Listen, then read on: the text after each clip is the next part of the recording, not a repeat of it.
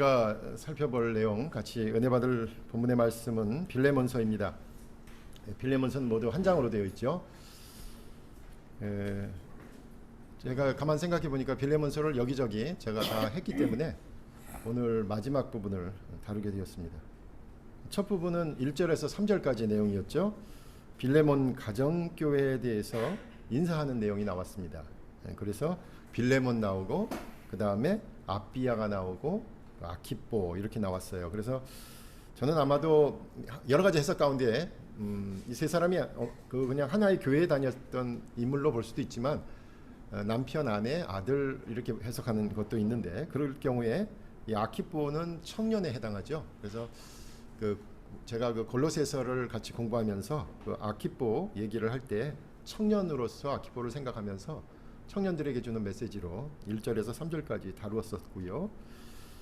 두 번째 부분은 4절에서 7절까지 내용인데요.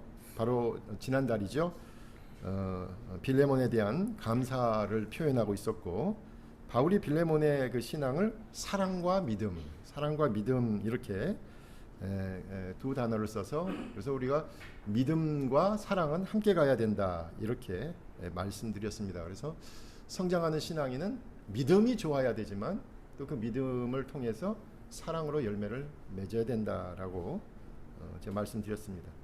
세 번째 부분은 8절에서 16절까지 내용이었는데요. 이거 골로새서 하면서 한번 언급했었죠. 오네시모라는 이야기가 나왔을 때 빌레몬의 노예 오네시모가 변한 모습을 다루었습니다. 그래서 제가 연초에 아마 우리 임직자들에게 격려하는 말씀으로 이 오네시모가 변한 모습 그래서 얘기를 나눴던 것 같습니다. 그래서 그때 예를 들었던 기억은 설교를 들으신 기억은 안 나실 텐데 제가 예화를 얘기하면 아 그래 딱 생각나실 거예요. 나비 얘기한 기억 나죠. 나비 저희 집에 나비 날라와가지고 호랑나비가 날라와서 한 몇 주 같이 지냈던 그 나비 얘기도 했고요. 또 Something Good 기억나시죠? 그 Something Good 그 얘기를 할 때 제가 그 빌레몬서 바로 1장 8절에서 16절까지 오네시모가 이렇게 변했다라는 이야기를 드렸습니다. 그래서 오늘 본문을 바로 이제 17절부터 시작하는 본문으로 삼았습니다. 빌레몬서 마지막 부분이죠. 예. 그 내용 잘 살펴보면 결국은 이 얘기예요. 빌레몬서는 결국 빌레몬이라는 주인이에요. 노예 주인에게 잘 사는 사람이겠죠. 그 오네시모라는 그 노예가 도망쳤는데 그 오네시모를 잘 달래서 다시 이제 빌레몬에게 돌려보내면서 쏟은 서찰이에요. 쉽게 말하면 이 오네시모를 다시 잘 받아들여라 이 내용이죠. 빌레몬서의 전체 내용은 바로 그 내용입니다. 그래서 도망한 노예였던 오네시모를 잘 받아들여라 용서하고 받아들여라 이런 내용이 빌레몬서 마지막 부분에 이제 나옵니다. 바울은 분명히 당시의 노예제도 자체를 무너뜨릴 혁명적인 계획이나 무력을 포함하는 봉기를 일으켜야 된다 이런 이야기하고 있지 않습니다. 그리고 사실 노예제도 그 자체에 대한 비판도 하고 있지 않아요. 바울은 그런 점에서 이상하게 성경이 뭔가 혁신적이고 바꾸어야 된다라는 부분에 있어서 바울이 되게 보수적이에요. 우리가 역사의 발전 법칙이나 또는 사회 구성체 이론에 따르면 바울의 편지는 전혀 관심을 끌 내용이 없습니다. 그런 뜻에서. 그런데 이 당시의 노예제도 자체에 대해서 특별하게 지적을 하고 있지는 않지만 주인과 노예의 관계가 어떻게 이제 서로에게 긍정적인 역할을 할 수 있을 것이다라는 그런 부분에 대해서는 아주 진지하게 접근하고 있습니다. 오늘 본문이 바로 그런 내용입니다. 사실 제가 요즘 무척 그 학교에서 일 때문에 많이 바쁜데 내일부터 이제 저희 학교에 이제 선교지에 있는 선교 신학교에 있는 그 원주민들이죠. 원주민들이 교수 요원들이 저희 학교에서 한 2주 동안 교육을 받아요. 그래서 이제 그거 준비하느라고 뭐 비자 서류 내고 뭐 이렇게 해가지고 이제 지금도 지금 공항에 도착한다고 지금 메시지가 계속 와요. 조교들이 가가지고 인도에서 오신 분, 뭐 아프리카에서 오신 분 지금 픽업해가지고 오는데 저희 그래서 이제 수업을 2주 이제 미국 교수님하고 같이 진행을 하는데 금요일날 이제 오랜만에 미국 교수님 이제 은퇴하시고 미국 들어가셨다가 금요일날 나오셨어요. 무슨 얘기를 하다가 이런 얘기를 했는데 그게 오래 마음에 남습니다. 본인이 미국 학회에 가가지고 무슨 글을 발표하면 관심을 별로 끌지 않는다는 얘기예요. 다시 말하자면 미국에서는 인종의 다름, 그러니까 백인, 흑인, 뭐 히스패닉, 아시안 뭐 이런 그런 이야기를 하면 오히려 주목을 한다는 거예요. 인종의 다름을 얘기하면 들어야지 이렇게 주목을 하는데 실제로 사회적인 신분의 문제에는 그렇게 예리하지 못하다는 거예요. 그래서 정작 인종의 다름에 인종의 문제에 대해서는 아주 귀를 기울이지만은 사회적인 신분의 차이의 이야기는 잘 듣지 않는다는 겁니다. 예를 들어서 이거예요. 가난한 백인의 이야기는 듣지 않는다는 거예요. 흑인의 얘기는 많이 들어도 가난한 백인에 대한 이야기는 백인이잖아. 이렇게 안 듣는다는 거예요. 근데 저는 오늘 본문을 생각하면서 실제로 중요한 것은 이 가난한 백인의 방점이 찍히는 게 아니라 가난의 문제를 어떻게 해결하느냐의 문제가 실제로는 우리가 차별과 또는 이런 편애를 갖고 있는 것들을 극복하는 방법이 아닌가 이런 생각을 하게 됩니다.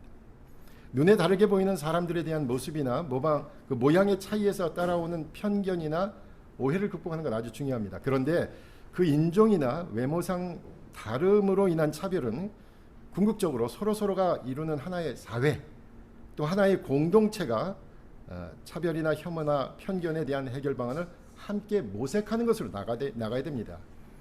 단지 그건 네 개인적인 시각이 문제야 라고 하는 것, 이건 첫걸음일 뿐인 거죠. 그게 전부는 아닙니다. 개인적인 문제야, 네가 잘못 알고 있는 거야 라고 해소시키는 것은 문제 제기만 하다가 끝나는 것이죠. 오늘 본문이 중요한 것 가운데 하나는 바울이 얘기하면서 주인과 노예 사이에 새로운 관계로 만나야 된다라는 것을 제안하고 있다는 점이죠. 바로 서로 함께 새로운 관계를 만들어가야 한다라는 점에서 바울의 제안은 아주 새로운 가능성을 이야기하고 있습니다. 빌레몬에게 지금 편지가 이렇게 될 수 있잖아요. 자문에 빌레몬에게 오네시모 변했으니까 이제 잘 받아들여 이렇게 얘기할 수 있겠지만 이미 살핀 것처럼 일방적인 것이 아니에요.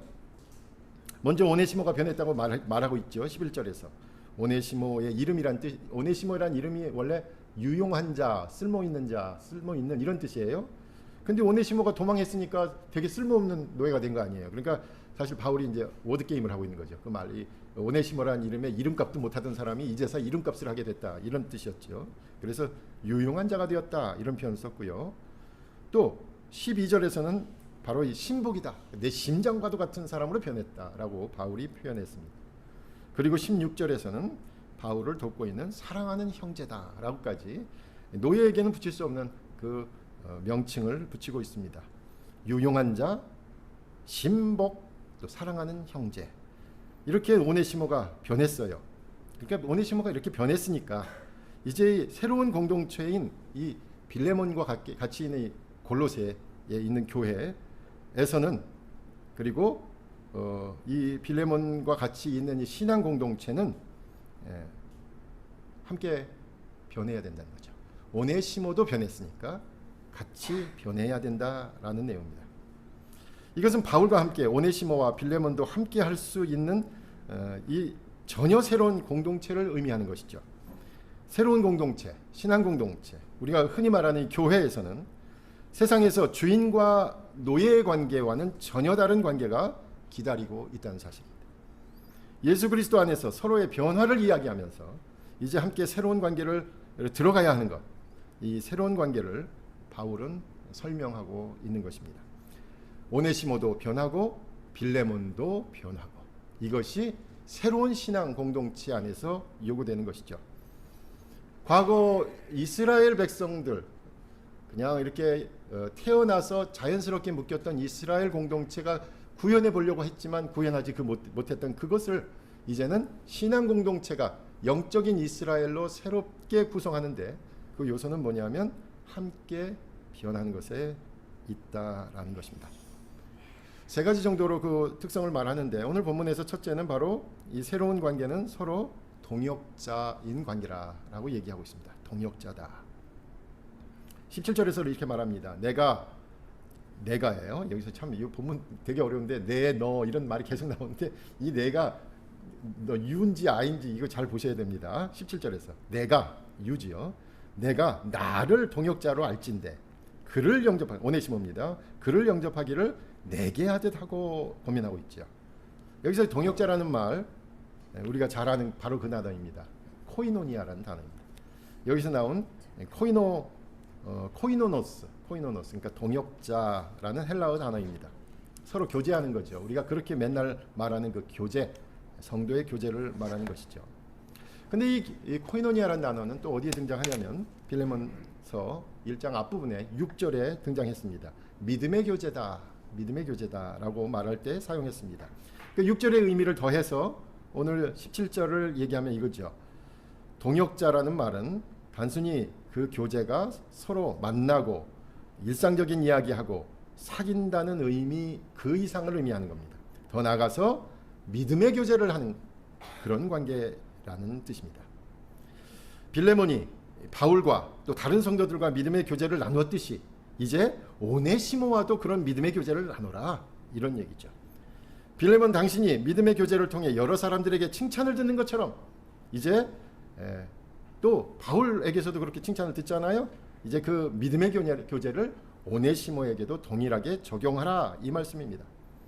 바울 사도에게 했던 바로 그 교제의 태도, 자세, 격식, 친밀함 가지고 오네시모를 대하라, 이 말이죠. 믿음의 교제, 이 동역자 의식은 우리의 만남 가운데 예수 그리스도께서 함께 하시는 것을 의식하는 거죠. 이게 세상 사람들의 교제와 다른 거예요. 우리 안에 예수 그리스도께서 계시다라는 거예요. 우리가 어떤 교제를 하게 되면 그렇잖아요. 저 사람 좋은 사람이야, 이거 참 좋은 만남이야, 좋은 시간이야. 우리가 그런 것을 넘어서서 우리를 서로 만나게 하신, 서로에게 경험된 예수 그리스도에 대한 공통적인 고백과 체험을 공유하는 것으로 나가야 하는 것이죠.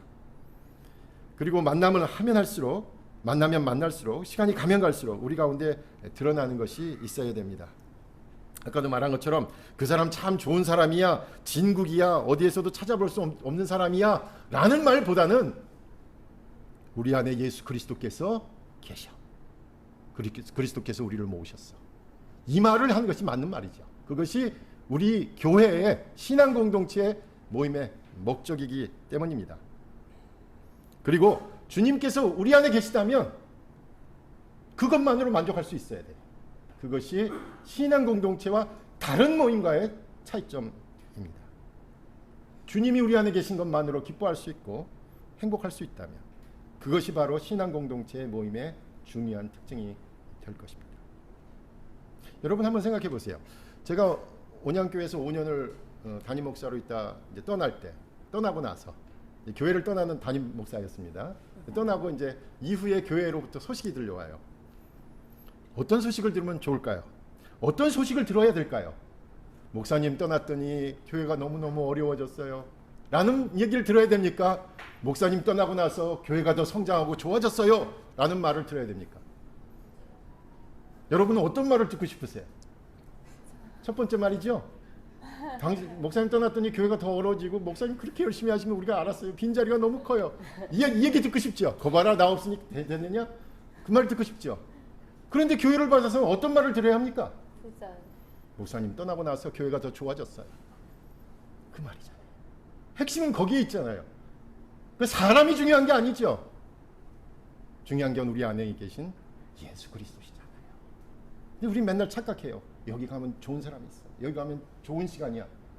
이게 분명히 뭔가 전도된 것을 우리가 알 수 있습니다. 이제 바울이 함께 동역자로 새로운 믿음의 교제로 인도하려는 빌레몬과 오네시모는 사실 공통점이 있습니다.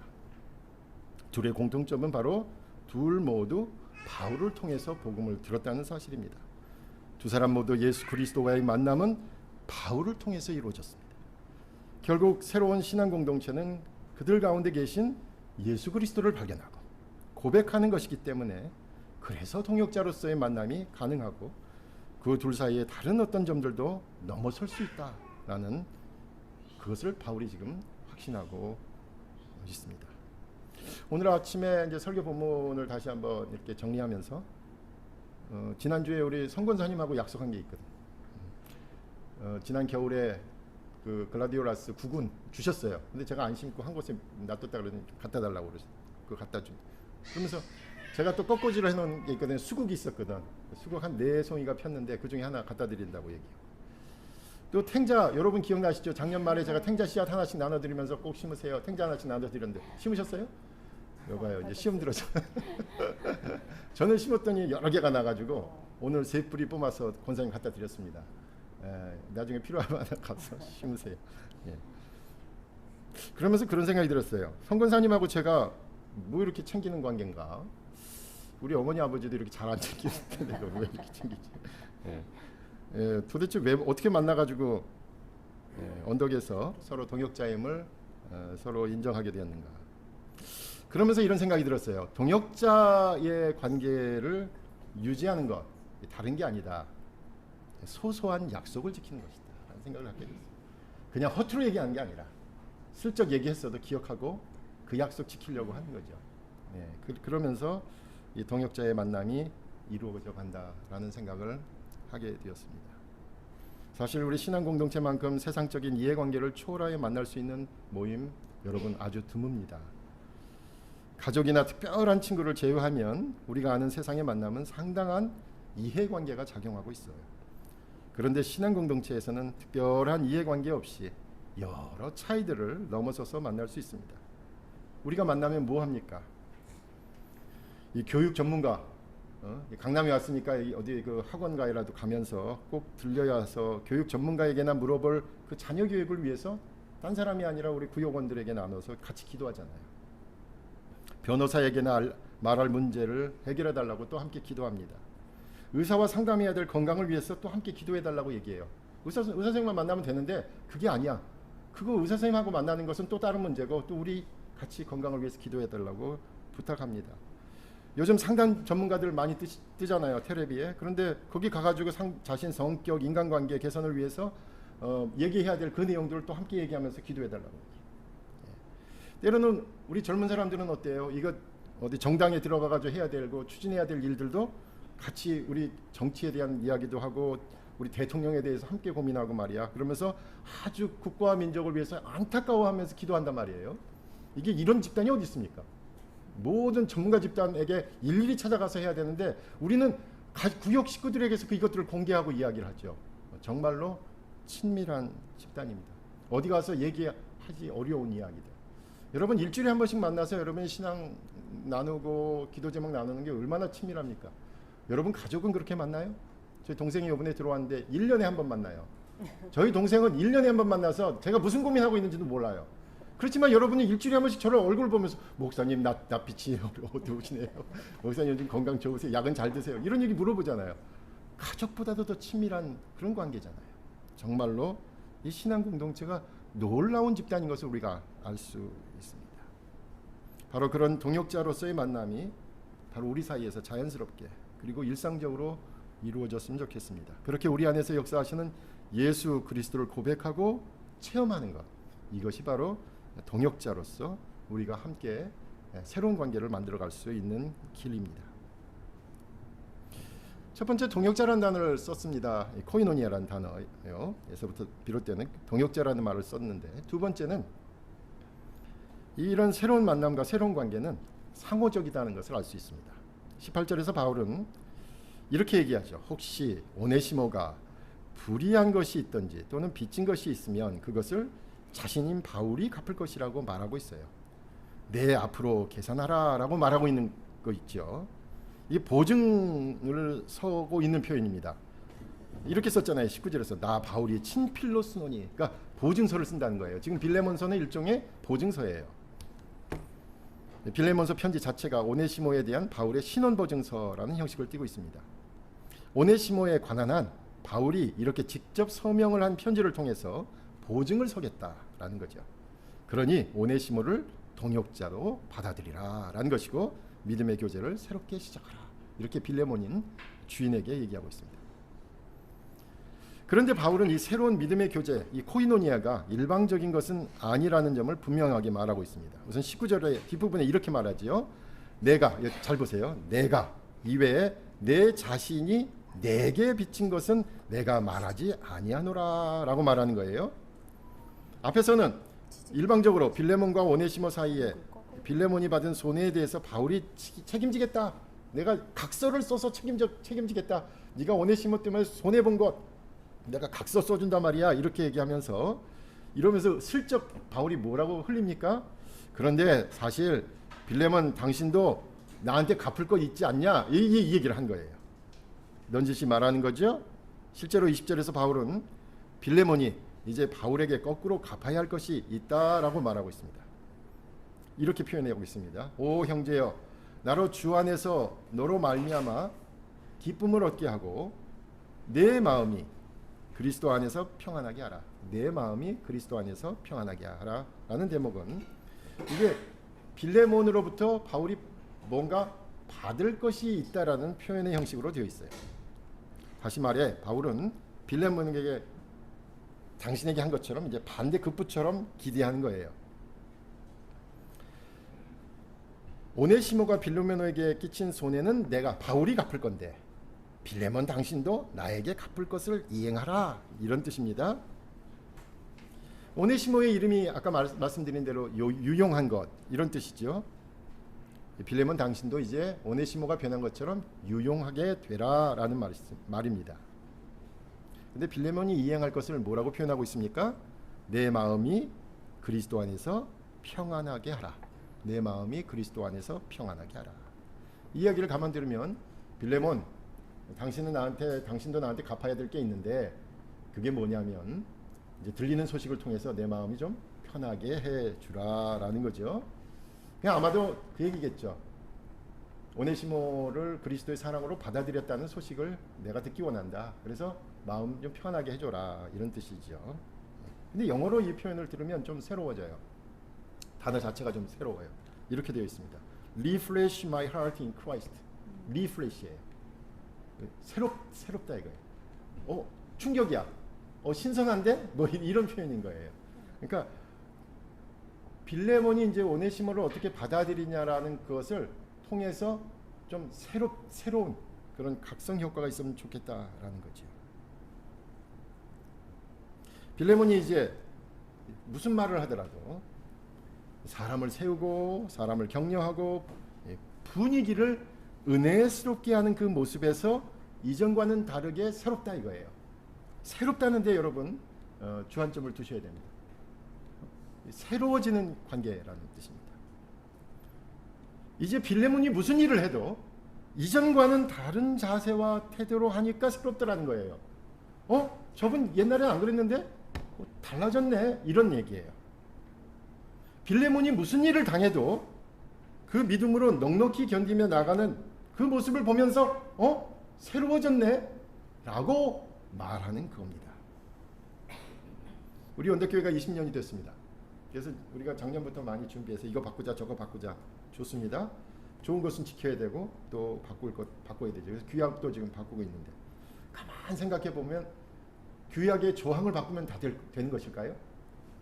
중요한 건 그게 아니죠. 그 규약을 바꾸려는 그 마음과 태도가 먼저 변화돼야 되겠죠. 저와 여러분의 마음과 태도가 변화돼야 돼요. 20년을 맞이해서 정말로 중요한 건 뭐냐면 이 언덕교회 같이 있으면서 우리의 믿음이 성장했다라는 얘기예요. 사실 그게 가장 핵심이에요. 그렇죠?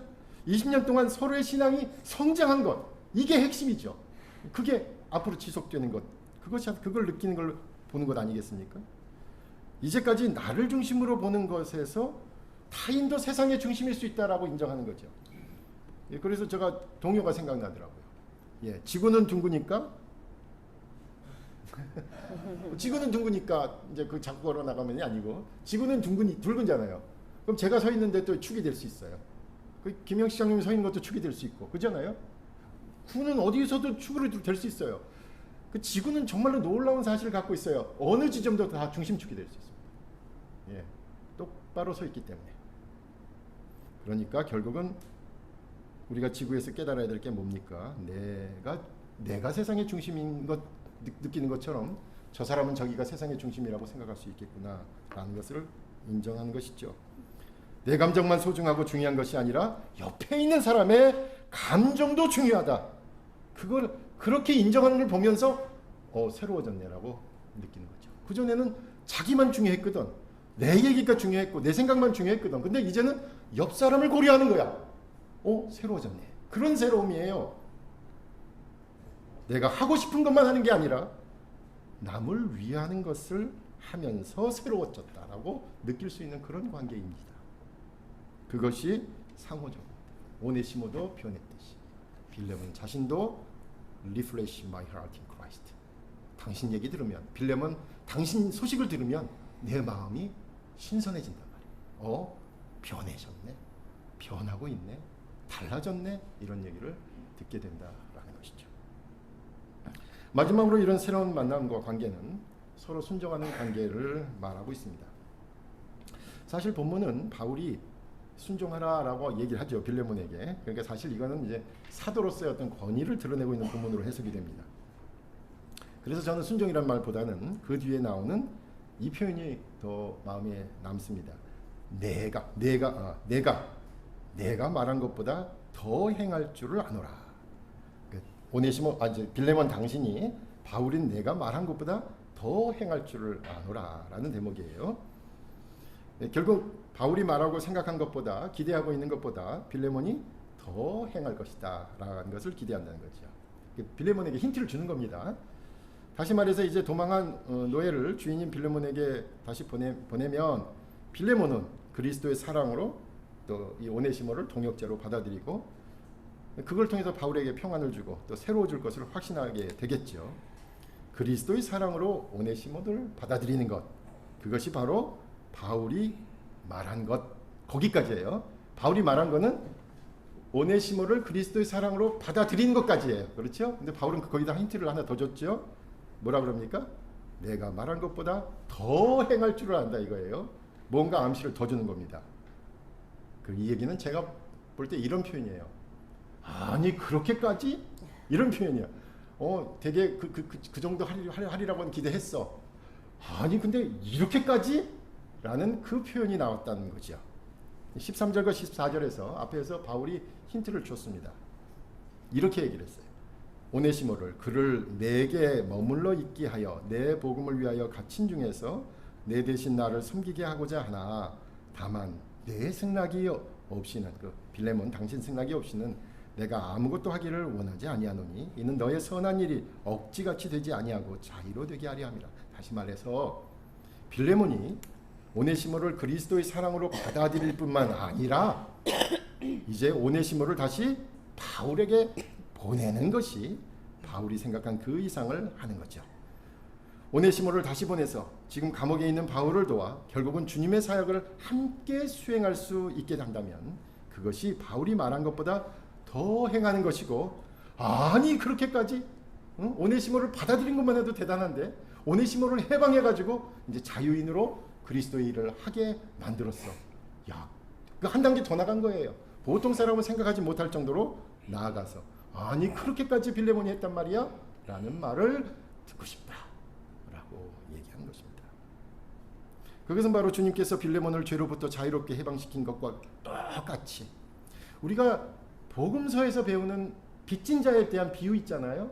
저는 오늘 본문 다시 한번 생각해 봐야 된다고 생각해요. 오늘 본문을 비추어서 빚진 자가 단순히 빚진 자가 아닐지도 몰라요. 그 채무 관계는 다 노예, 종으로 팔려가는 거니까 노예 관계를 엄밀하게 얘기하고 있기도 한 것이죠. 이 대목은 결국 뭡니까? 빌레몬도 오네시모를 해방하라라는 거죠. 이 대목에서 바울은 빌레몬이 오네시모를 진정으로 해방할 것을 기대하고 있지요. 그것은 바로 주님을 위한 일, 주님의 일에 초점이 맞춰져 있다는 사실에 있습니다. 이 해방과 관련해서는 여러 가지 얘기가 나올 수 있습니다. 구약 바로 본문이 신명기 15장에 나오는 본문이 유대인들 사이에서 주인과 노예의 관계가 있다면 6년 동안 노예로 부리다가도 7년째는 같은 동포이기 때문에 자유인으로 풀어주라라는 그 안식년, 또 희년의 정신이 그대로 나와 있고요. 또 신약에서는 예수님께서 사역을 처음 시작하시면서 누가복음 4장 18절과 19절에서 자신의 사역이 이럴 것이다 라고 얘기하신, 선포하신 내용이 있잖아요. 주의 성령이 내게 임하셨으니 이는 가난한 자에게 복음을 전하게 하시려고 내게 기름을 부으시고 나를 보내사 포로된 자에게 자유를, 눈먼 자에게 다시 보게 함을 전파하며 눌린 자를 자유롭게 하고 주의 은혜의 해를 전파하게 하려 하십니다. 바로 희년이죠.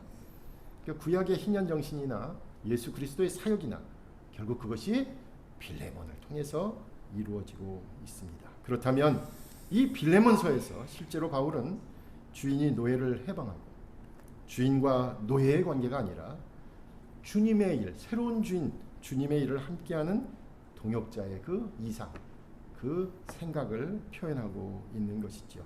그것이 바로 우리가 그렇게 누누이 강조하는 구약의 희년 정신이고 예수 그리스도의 사역의 내용인 것을 알 수 있습니다. 물론 편지를 받은 빌레몬이 어떻게 했는지는 알 수 없어요. 편지로만 끝나지요. 그런데 교회 초기 기독교 역사를 보면 오네시모라는 이름이 등장하는데 에베소 교회의 지도자가 되었습니다. 감독이 되었는데 그 사람에게 따라달린 말이 바로 뭐였냐면 노예에서 우리의 형제가 되었고 감독이 되었다. 그리고 나중에 대박해 때에 순교하는 돌에 맞아서 순교를 당했다 그래요. 그런 이야기가 전해진 걸로 봐서 빌레몬이 바울이 말한 그 이상으로 행한 것을 확신하게 만듭니다.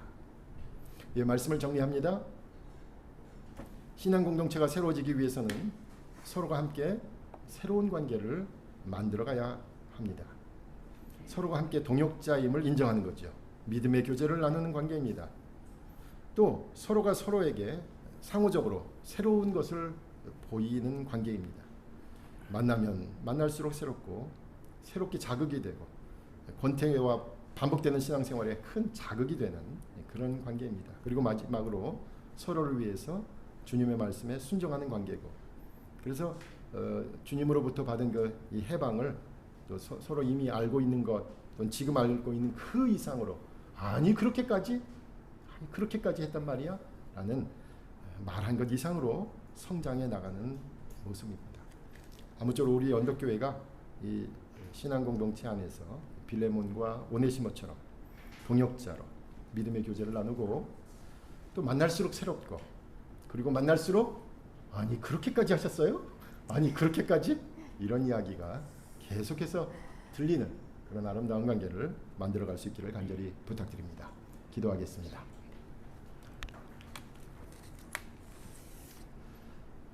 아버지 하나님 감사합니다.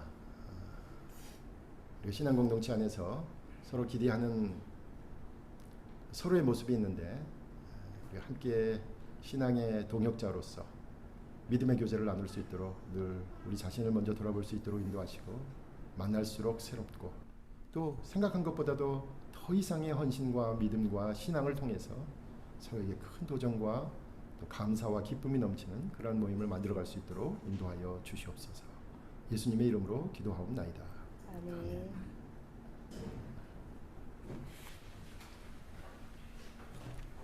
네, 안녕하세요. 오늘 네, 안녕하십니까. 오늘 광고를 맡은 백승호라고 합니다.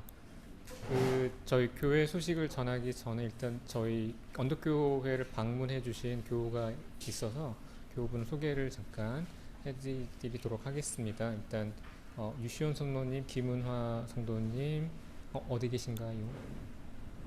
네, 환영합니다. 네. 저희 교회를 작성을 해주셨는데 저희 교회는 인터넷 검색을 통해서 알게 되셨다고. 감사합니다. 네. 그다음에 또 한 분 계신데요. 저도 군복을 입고 계신 분이 있어 누굴까 되게 궁금했었는데 저희 최요한 형제님 가셨나요? 여보세요? 잠깐만. 들리세요? 네네네네. 네. 최요한 형제님 어디 가셨나 본데. 저도 이제 웬 군복을 입은 분이 계셔가지고 궁금했었는데 휴가 나와가지고 강남에 오게 됐는데 주일 예배를 지키기 위해서 저희 교회를 네이버 지도를 보고 왔다고 합니다. 네, 안타깝게 먼저 가셨네요. 네. 네, 설교전 질문 시간입니다. 혹시 오늘 설교 말씀 들으시고 궁금하신 사항, 질문 사항 있으시면은 질문을 주시면 감사하겠습니다. 네. 오세백 집사님. 거기 마이크 거기 있네요. 네. 그러니까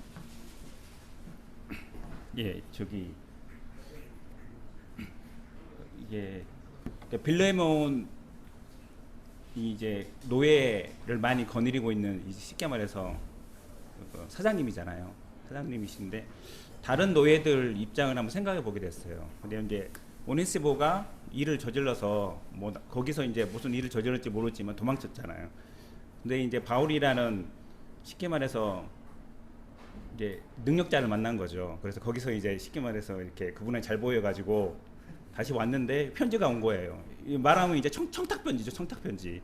이걸 얘를 잘 봐줘라. 그래서 이제 아까 목사님이 말씀해 주셨지만 결국은 이제 노예에서 해방돼 가지고 더 크게 됐잖아요. 근데 이제 다른 빌레몬 집에서 열심히 노예 생활했던 다른 노예 입장에서 봤을 때는 이거 완전히 불공정한 거죠. 그러니까 요새 이제 뭐 MZ 세대의 화두인 이 공정에 완전히 어긋나 버리는 그런 건데 이제 저 같은 이런 세대 50을 넘은 세대에서는 전혀 솔직히 저 같은 세대는 거부감이 없는데 이런 빌레몬서에 관한 거를 말을 들었을 때 요새 이제 젊은 세대들이 그렇게 받아들일 수 있을 것 같아요. 그러니까 제가 이제 감정이입을 해서 이렇게 말씀을 드린 거거든요. 그래서 이제 그렇게 이제 받아들였을 때 이제 이걸 어떻게 이제 말을 해줄 것인가 이제 그런 약간 궁금합니다.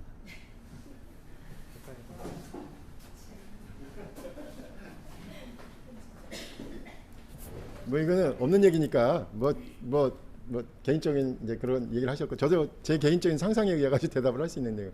그건 우선은 빌레몬서가 개인에게 보내는 편지이고 청탁 편지인 거 맞습니다.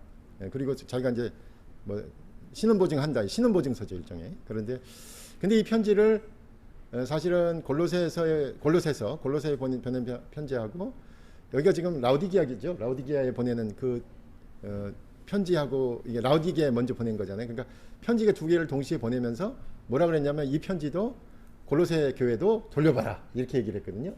그러니까 이게 단순히 빌레몬 개인에게 우리 같으면 청탁 같으면 몰래 개인에게 넣어야 되는 거고 이건 당신만 알고 있어 이렇게 얘기해야 되는 편지인데 바울은 분명히 뭐라 그랬냐면 그거 돌려보라 이렇게 얘기를 했어요. 그래서 골로새 교회하고 라우디기아 교회가 다 같이 돌려보라고 얘기했기 때문에 이 편지의 파급력은 좀 있었을 것 같아요. 이제 그런 예를 들어서 불공정하다라는 얘기가 될 수도 있고 빌레몬이 이제 자기가 수신인으로 돼 있으면서 이 편지를 받았을 때는 이거 나한테 개인적으로 보낸 게 아니라 다 한단 말이야. 그러면 다들 지켜볼 거 아니야. 빌레몬이 어떻게 하나 이렇게 지켜보기 때문에 이 오네시모에 대한 것뿐만이 아니라 빌레몬에게 다른 노예가 있었다면 다른 노예에 대한 처우 문제나 또 신앙 문제나 뭐 여러 가지 파급 효과가 있었을 것 같아요. 제가 볼 때는 이 빌레몬서가 단순히 개인 편지의 형식을 띠고 있지만 회람 편지였기 때문에 분명히 또 다른 파급 효과가 있었을 것이다라는 생각을 할 수 있을 것 같아요. 그래서 긍정적으로 이거는 오네시모에게만 해당되는 거야라고 얘기를 했다든지 아니면 그런 건 없으니까 뭐 빌레몬 같으면은 같이 있었던 노예들도 어떻게든 복음을 전하려고 했었을 테고요. 복음을 받아들이고 또 신앙생활의 어떤 동역자로 세움을 받았다면 그들도 오네시모 같은 그런 일종의 페이버인데 같이 들지 않았을까 이렇게 기대는 할 수 있을 것 같아요. 왜냐하면 빌레몬이 결국은 그대로 바울이 하는 대로 따라왔잖아요. 그래서 그렇게 추측을 할 수 있을 것 같아요. 그렇지만 지금 말씀하신 것처럼 바울이 노예제도 자체를 폐기하면 이거 한몫이 해결되는데 그런 방법을 쓰고 있지 않다라는 것은 분명합니다. 그러니까 분명하게 노예제도를 폐지하자, 뭐 이렇게 뭐 그것을 뒤집어엎자, 뭐 이런 얘기는 안 하고 있어요. 근데 오히려 더 근본적으로 개인적인 영역에서 노예 해방을 촉진시키고 있는 것은 분명한 것이고 사실은 이것이 노예제도도 해방되는 것도 중요하지만 이 과정도 같이 병행되어야 되겠죠. 모든 것이. 네, 답변 감사합니다. 네, 혹시 또 다른 질문 있으실까요? 특별히 없으시면 그 다음으로 넘어가겠습니다. 오늘 예배 후에 저희 북클럽 오락가락이 있습니다. 지난번에 이어서 그 샬롬 페미니즘이라는 책 두 번째 시간을 갖도록 하겠습니다. 그다음에 다음 주일에는 이제 성만찬이 있고요. 그리고 저기 예배 후에 내부 특강 서주입사님 특강이 준비되어 있고 또 사회봉사 넷째 주는 저희가 사회봉사 시간을 갖고 있습니다. 사회봉사 시간이 있습니다. 다음 여름 수련회가 이제 8월 19, 20일 주의로 이제 결정이 됐고요. 장소는 춘천에 있는 청소년 수련원으로 정해졌습니다. 다음에 언덕 공동체 나눔 기부는 매주 저희가 안내해드리고 있는데 보시고 또 신청해 주시면 감사하겠습니다. 네, 주간 기도 제목입니다. 저희 그 뭐 건강 문제라든지 여러 가지 이제 어려움 겪고 있는 성도님들 계시는데 그 성도님들 위해 같이 중보 기도 부탁드리겠습니다.